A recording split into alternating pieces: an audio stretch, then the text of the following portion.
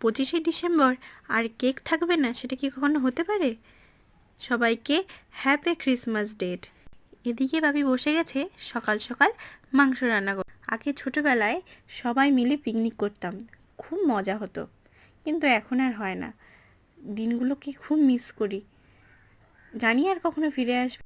আর মা বললো যে আজকের কলা পাতায় ভাত খাবো, তাই আমি আর ও দুজনে মিলে গেলাম কলা পাতা কাটতে। আর সোনামা আর আমি দাঁড়িয়ে দাঁড়িয়ে দেখছিলাম সোনামার বাবা কলা পাতা। এবারে ফুল তেমন ভালো হয়নি, প্রত্যেক বছর আরও খুব সুন্দর হয়।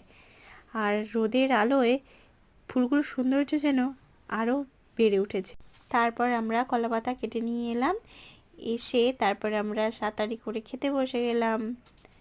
আর তোমরা দেখতে থাকো ভিডিওটা, ভালো লাগলে তোমরা প্লিজ সাবস্ক্রাইব করো আর অনেক অনেক শেয়ার করো, পাশে থেকো।